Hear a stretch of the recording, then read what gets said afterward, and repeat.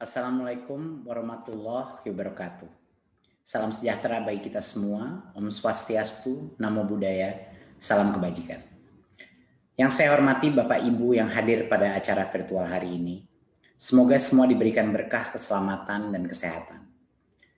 Peningkatan sistem evaluasi pendidikan adalah bagian dari kebijakan Merdeka Belajar yang didukung penuh oleh Presiden Jokowi dengan tujuan utama mendorong mutu pembelajaran dan hasil belajar para murid. Untuk itu Kemendikbud mengeluarkan kebijakan asesmen nasional yang dirancang tidak hanya sebagai pengganti ujian nasional dan ujian sekolah berstandar nasional, tetapi sebagai penanda perubahan paradigma tentang evaluasi pendidikan. Perubahan mendasar asesmen nasional adalah tidak lagi mengevaluasi capaian murid secara individu, akan tetapi mengevaluasi dan memetakan sistem pendidikan berupa input, proses, dan hasil. Potret layanan dan kinerja setiap sekolah dari hasil asesmen nasional ini kemudian menjadi cermin untuk kita bersama-sama melakukan refleksi, mempercepat perbaikan mutu pendidikan Indonesia.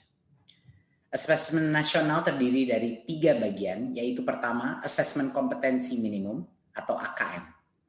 Kedua yaitu survei karakter, dan yang ketiga adalah survei lingkungan belajar.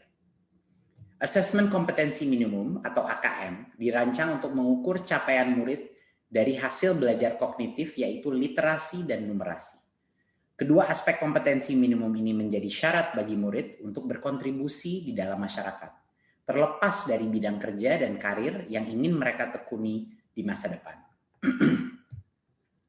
Fokus kepada kemampuan literasi dan numerasi tidak kemudian mengecilkan arti penting mata pelajaran, karena justru membantu murid mempelajari bidang ilmu lain, terutama untuk berpikir dan mencerna informasi dalam bentuk tertulis dan dalam bentuk angka atau secara kuantitatif.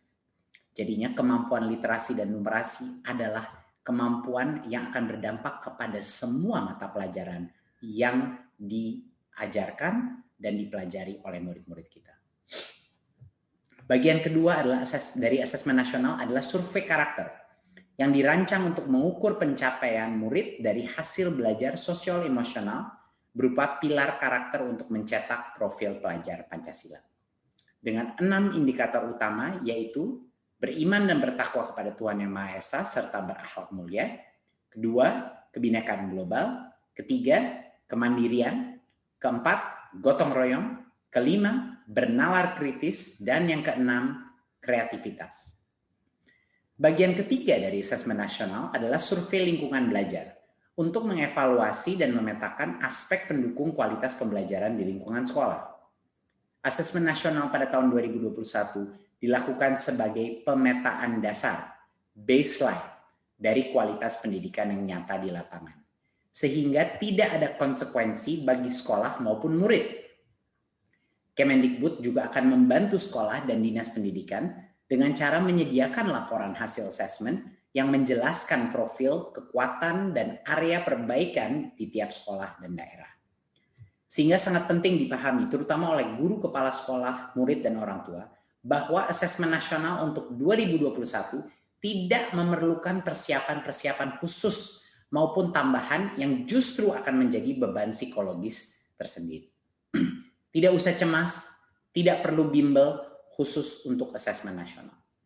Untuk itu, mari kita semua bersama-sama mendukung pelaksanaan asesmen nasional mulai tahun 2021 sebagai bagian dari reformasi pendidikan Indonesia. Terima kasih dan salam Merdeka Belajar.